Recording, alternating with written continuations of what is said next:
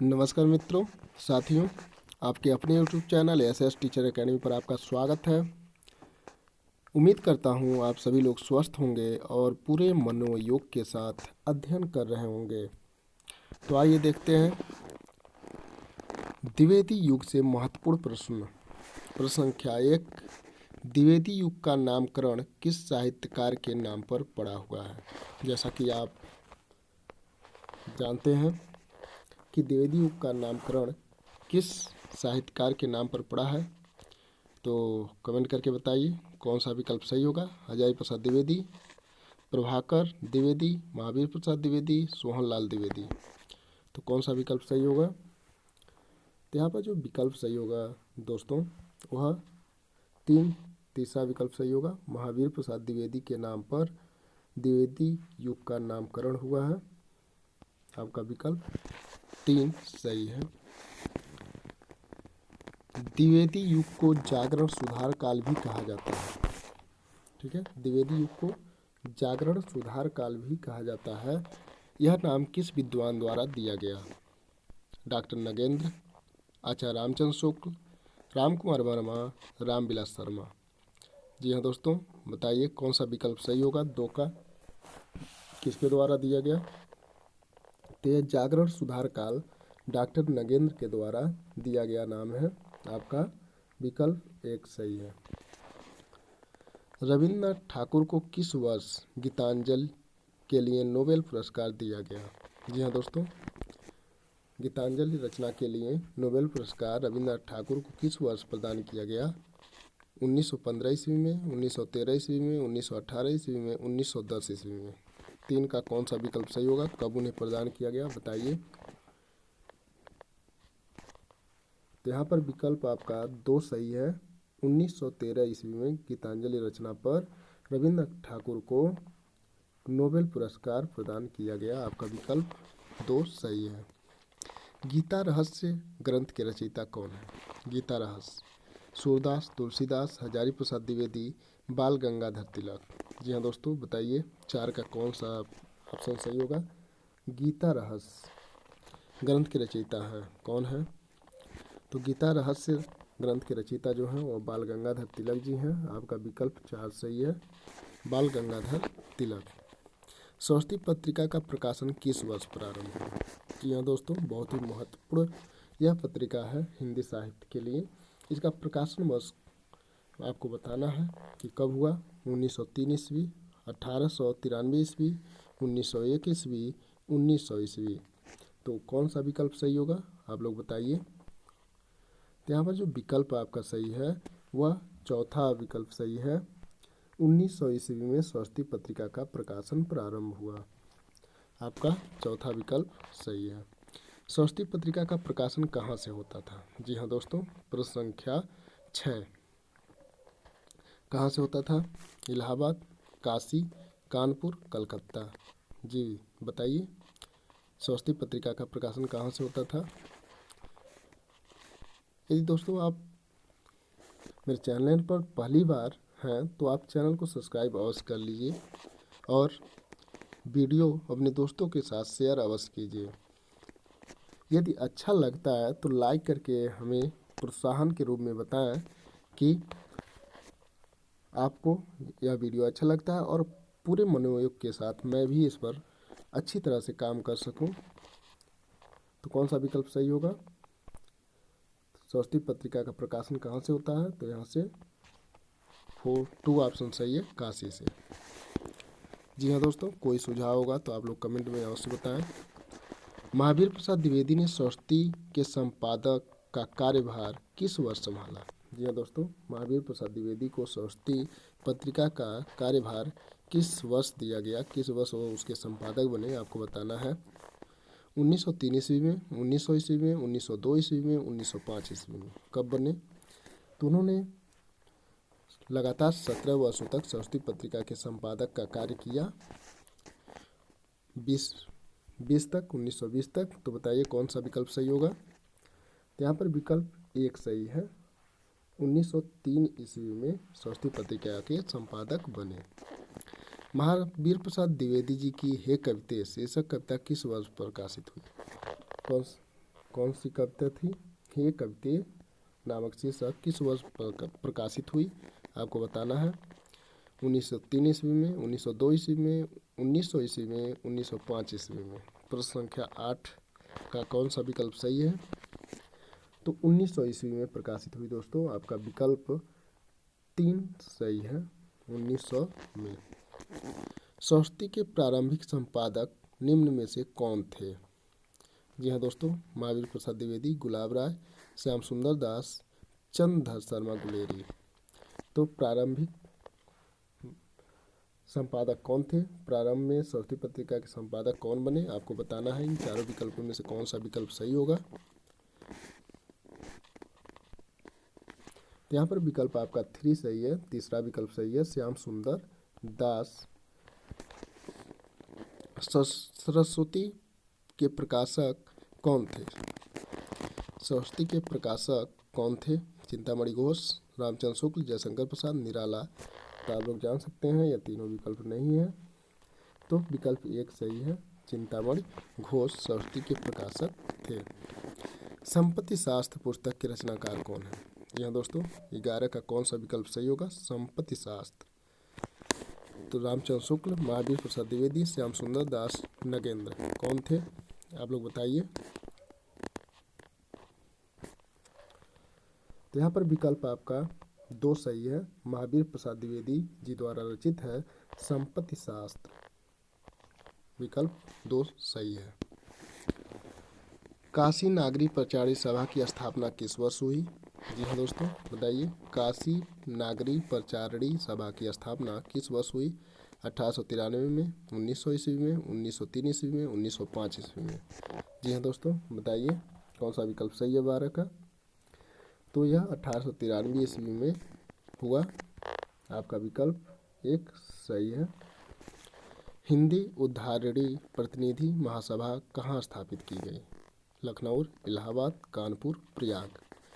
इन चारों विकल्पों में से कौन सा विकल्प सही होगा? बताइए, कहाँ पर स्थापित किया गया था हिंदी उद्धारणी प्रतिनिधि सभा महासभा? 13 का कौन सा विकल्प सही होगा?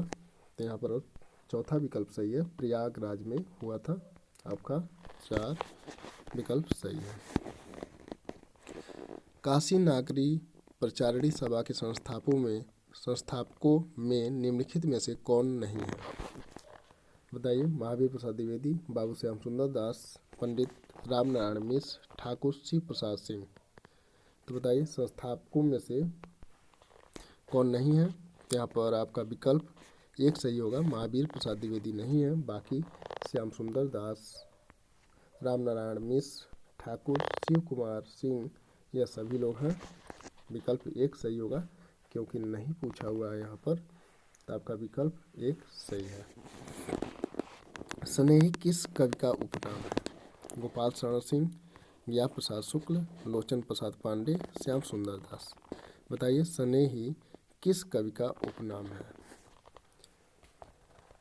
कौन सा विकल्प सही होगा? 1, 2, 3, 4 में से प्रश्न संख्या 15 का कौन सा विकल्प सही होगा? तो यहाँ पर विकल्प आपका दोस्तों 2 सही है, ज्ञा प्रसाद शुक्ल स्नेही। कौन सा विकल्प सही है? ज्ञा प्रसाद शुक्ल स्नेही। रामचंद्र शुक्ल जी का कविता क्या है? निबंध पहल किसमें प्रकाशित हुआ? रामचंद्र शुक्ल जी द्वारा रचित कविता क्या है? पहल किसमें प्रकाशित हुआ था? चिंतामणि, सरस्वती, इंदु, समालोचक। बताइए किस पत्रिका में प्रकाशित हुआ था? 16 नंबर प्रश्न का कौन सा विकल्प सही होगा? तो कविता क्या है? यह एक निबंध विधा की रचना है और यह सरस्वती पत्रिका में प्रकाशित हुआ था। आपका विकल्प 2 सही है। कवि और कविता किसका निबंध है? रामचंद्र शुक्ल, महावीर प्रसाद द्विवेदी, हजारी प्रसाद द्विवेदी, डॉक्टर नागेंद्र। कौन सा विकल्प सही होगा दोस्तों? प्रश्न संख्या 17 का कवि और कविता किसका निबंध है? तो यह महावीर प्रसाद द्विवेदी जी द्वारा रचित निबंध है। आपका विकल्प 3 सही है। कौन सा विकल्प सही है? 3 सही है। प्रश्न संख्या 17 का द्विवेदियों की प्रमुख काव्य भाषा कौन सी थी? अवधी, ब्रजभाषा, खड़ी बोली, बुंदेली। बताइए 18 का कौन सा विकल्प सही होगा? तो द्विवेदियों की प्रमुख जो काव्य भाषा थी वह खड़ी बोली थी। आपका विकल्प 3 सही है। नाथूराम शर्मा शंकर किस युग के कवि हैं? नाथूराम शर्मा शंकर किस युग के कवि हैं? द्विवेदी युग, भारतेंदु युग, छायावाद, प्रगतिवाद। कौन सा विकल्प सही होगा 19 नंबर प्रश्न का? तो नाथूराम शर्मा शंकर किस युग के हैं बताइए। तो यहाँ पर विकल्प आपका 1 सही है, द्विवेदी युग। द्विवेदी युग में भारतेंदु प्रगेंदु की उपाधि से किस कवि को सुशोभित किया गया था? भारतेंदु प्रगेंदु, श्रीधर पाठक, बालमुकुंद गुप्त, हरिऔध, नाथूराम शर्मा। जी हाँ दोस्तों, बहुत ही महत्वपूर्ण प्रश्न है। किसको सम्मानित किया गया था? 20 का कौन सा विकल्प सही होगा? तो नाथूराम शर्मा को भारतेंदु प्रगेंदु की उपाधि से सुशोभित किया गया था, सम्मानित किया गया था। आपका विकल्प 4 सही है। द्विवेदी युग में कौन से कवि प्रायः अतिशयोक्तिपूर्ण कविता लिखते थे? जी हाँ दोस्तों, अतिशयोक्तिपूर्ण कविता लिखने के लिए प्रसिद्ध हैं। कौन से कवि हैं? नाथूराम शर्मा, गोपाल शरण सिंह, श्रीधर पाठक, रामनरेश त्रिपाठी। तो 21 का कौन सा विकल्प सही होगा जो अतिशयोक्तिपूर्ण कविता लिखने के लिए प्रसिद्ध है? तो यह नाथूराम शर्मा शंकर जी हैं। आपका विकल्प 1 सही है। मैथिली शरण गुप्त जी की प्रारंभिक कविताएं किस पत्रिका में प्रकाशित होती थीं? सरस्वती, वैश्योपकारक, हितवाड़ी, कर्मयोगी। बताइए किस में प्रकाशित होती थी? कौन सा विकल्प सही होगा? प्रारंभिक कविताएं 22 का। तो यह वैश्योपकारक पत्रिका में प्रकाशित होता था। आपका विकल्प 2 सही है। 22 का 2 सही है। किस कवि को राष्ट्र कवि की उपाधि दी गई? जी हाँ दोस्तों, बताइए। महावीर प्रसाद द्विवेदी, भारतेंदु, मैथिली शरण गुप्त, श्रीधर पाठक। तो किसने दिया? आप लोग कमेंट करके बताइए। और किस कवि को दिया गया है? यह ऑप्शन आपका 3 सही है। मैथिली शरण गुप्त को राष्ट्र कवि के नाम से भी जाना जाता है, लेकिन किसने उन्हें राष्ट्र कवि कहा? आप लोग कमेंट करके अवश्य बताएं। यहाँ पर विकल्प आपका 3 सही है। मैथिली शरण गुप्त की प्रथम पुस्तक कौन सी थी? रंग में भंग, भारत भारती, पंचवटी, साकेत। बताइए कौन सी थी? रंग में भंग, भारत भारती, पंचवटी, साकेत। कौन सा विकल्प सही होगा? प्रथम पुस्तक 24 का कौन सा विकल्प सही होगा दोस्तों? तो 1909 में प्रकाशित रंग में भंग आपका इनका पहली पुस्तक है। आपका विकल्प 1 सही है। मैथिली शरण गुप्त जी को उनकी किस रचना के आधार पर राष्ट्र कवि की उपाधि दी गई? जी हाँ दोस्तों, बताइए। पंचवटी, जय भारत, प्लासी का युद्ध, भारत भारती। किस रचना के आधार पर उन्हें राष्ट्र कवि कहा गया? कौन सा विकल्प सही होगा 25 का? यहाँ पर दोस्तों 25 का जो विकल्प सही होगा वह भारत भारती होगा। यह 1912 में प्रकाशित हुआ और इसी पर उन्हें राष्ट्र कवि की उपाधि से गांधी जी ने नवाजा था। आपका विकल्प 4 सही है। गुप्त जी ने कितने महाकाव्यों का प्रणयन किया? 2, 3, 1, 4। बताइए कौन सा विकल्प सही होगा? तो यहाँ पर विकल्प 1 सही होगा, 2। किस कवि को खड़ी बोली का प्रथम कवि माना जाता है? श्रीधर पाठक, मैथिली शरण गुप्त, बालमुकुंद गुप्त, रामनरेश त्रिपाठी। तो खड़ी बोली का प्रथम कवि, जी हाँ दोस्तों, खड़ी बोली का प्रथम कवि किस कवि को माना जाता है? कौन सा विकल्प सही होगा 27 का? तो श्रीधर पाठक को खड़ी बोली का प्रथम कवि माना जाता है। आपका विकल्प 1 सही है। मैथिली शरण गुप्त जी का जन्म कहाँ हुआ था? जी हाँ दोस्तों, बताइए कहाँ हुआ था? मथुरा, अयोध्या, चिरगांव, झांसी, कानपुर। तो 1886 ईस्वी में 3 अगस्त 1886 ईस्वी में हुआ था उत्तर प्रदेश में। तो बताइए। तो यहाँ पर विकल्प आपका 3 सही है। चिरगांव, झांसी में मैथिली शरण गुप्त जी का जन्म हुआ था। पूर्ण किस कवि का उपनाम है? जी हाँ दोस्तों, पूर्ण किस कवि का उपनाम है? कौन सा विकल्प सही होगा? इससे पहले आदिकाल, भक्तिकाल, रीतिकाल और भारतेंद्र युग से 200 प्रश्न आपके अपने चैनल एसएस टीचर एकेडमी के प्लेलिस्ट में या इस वीडियो के डिस्क्रिप्शन बॉक्स में उसका लिंक दे दिया जाएगा। यदि आप उसे नहीं देखे हैं तो उसे वहां से देख सकते हैं। तो पूर्ण किस कवि का उपनाम है? रामचरित उपाध्याय, रामनरेश त्रिपाठी, राय देवी प्रसाद, श्रीधर पाठक। तो बताइए कौन सा विकल्प सही होगा? तो यहाँ पर जो विकल्प है वह 3 सही होगा, राय देवी प्रसाद। ठीक है दोस्तों, 29 का जो विकल्प सही है वह तीसरा विकल्प सही है, राय देवी प्रसाद। धराधर धामन शीर्षक से कालिदास कृत मेघदूत का पद्यबद्ध अनुवाद किस कवि ने किया? धराधर धामन, राय देवी प्रसाद, श्रीधर पाठक, रामचरित उपाध्याय, रामनरेश त्रिपाठी। 30 का कौन सा विकल्प सही होगा? बताइए 30 का कौन सा विकल्प सही होगा? तो यहाँ पर राय देवी प्रसाद पूर्ण ने धराधर धामन शीर्षक से मेघदूत का पद्य अनुवाद किया। तो आपका विकल्प 1 सही है। त्रिशूल उपनाम से राष्ट्रीय भावनाओं की कविता लिखने वाले कवि हैं। जी हाँ दोस्तों, कौन लिखते थे?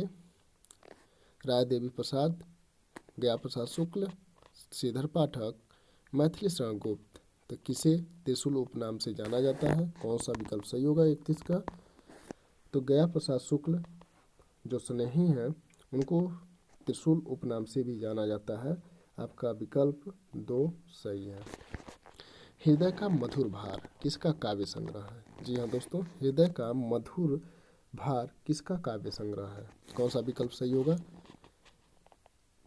रामचंद्र शुक्ल, रामनरेश त्रिपाठी, गया प्रसाद शुक्ल स्नेही, श्रीधर पाठक। जी हाँ दोस्तों, यदि आपको कोई भी वीडियो देखने पर ज़्यादातर प्रश्न याद नहीं होते हैं तो एक वीडियो को कई बार देखें। जी हाँ दोस्तों, एक प्रश्न को कई बार देखें। रामचंद्र शुक्ल, रामनरेश त्रिपाठी, गया प्रसाद शुक्ल स्नेही, श्रीधर पाठक। बताइए 32 का कौन सा विकल्प सही होगा? तो हृदय का मधुर भार, यहाँ पर आपका विकल्प 1 सही है, रामचंद्र शुक्ल। देशभक्त वीरों, मरने से नेक नहीं डरना होगा, प्राणों का बलिदान देश की वेदी पर करना होगा। किसकी पंक्तियां हैं? बताइए।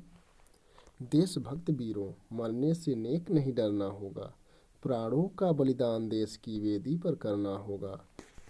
यह पंक्तियां किसकी हैं? रामचंद्र शुक्ल, महावीर प्रसाद द्विवेदी, नाथू राम शर्मा शंकर, लोचन प्रसाद पांडे।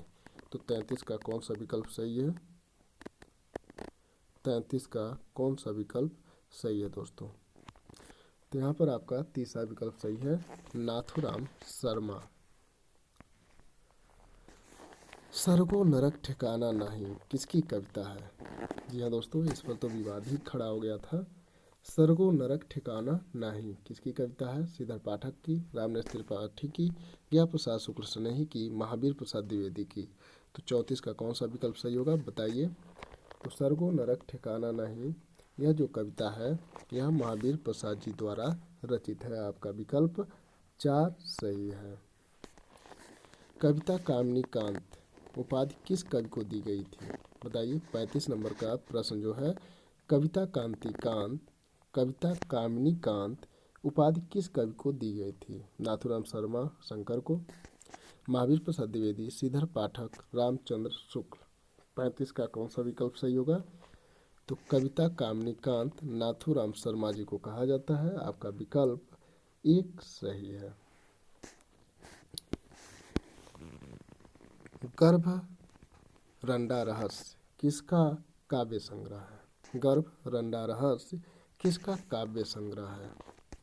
नाथूराम शर्मा शंकर, लोचन प्रसाद पांडे, मुकुटधर पांडे, रामनरेश त्रिपाठी। बताइए 36 नंबर प्रश्न का कौन सा विकल्प सही होगा? 36 नंबर प्रश्न का कौन सा विकल्प सही होगा? गर्भ रंडा रहस्य। तो यह नाथूराम शर्मा शंकर जी की रचना है। एकांतवासी योगी किसकी रचना है? बताइए 37 का कौन सा विकल्प सही होगा? एकांतवासी योगी। रामनरेश त्रिपाठी, श्रीधर पाठक, महावीर प्रसाद द्विवेदी, हरिऔध। तो बताइए एकांतवासी योगी किसकी रचना है? तो यह श्रीधर पाठक की रचना है। आपका विकल्प 2 सही है। काव्य कुंज अबला विलाप किसकी रचना है? महावीर प्रसाद द्विवेदी, मुकुटधर पांडे, लाला भगवान दीन, रूपनारायण पांडे। बताइए 38 का कौन सा विकल्प सही होगा? काव्य कुंज अबला विलाप, तो यह महावीर प्रसाद जी द्वारा रचित है। आपका विकल्प 1 सही है। पद्य पुष्पांजलि के रचनाकार हैं? पद्य पुष्पांजलि के रचनाकार हैं कौन है? श्रीधर पाठक, महावीर प्रसाद द्विवेदी, लोचन प्रसाद पांडे, मुकुटधर पांडे। बताइए 39 का कौन सा विकल्प सही होगा? तो यह पद्य पुष्पांजलि के रचनाकार लोचन प्रसाद पांडे जी हैं। आपका विकल्प 3 सही है। बुद्ध चरित किसकी रचना है? जी हाँ दोस्तों, बुद्ध चरित किसकी रचना है? रामनरेश त्रिपाठी, रामचंद्र शुक्ल, श्रीधर पाठक, रूपनारायण पांडे। जी हाँ दोस्तों, किसकी रचना है यह? बताइए। तो यहाँ पर विकल्प आपका 2 सही है, आचार्य रामचंद्र शुक्ल, विकल्प 2। यदि आप चैनल पर नए हैं तो चैनल को सब्सक्राइब अवश्य करें दोस्तों। वीडियो देखने के लिए आप सभी महान विद्वानों का, विदुषियों का हृदय से स्वागत एवं अभिनंदन है। धन्यवाद।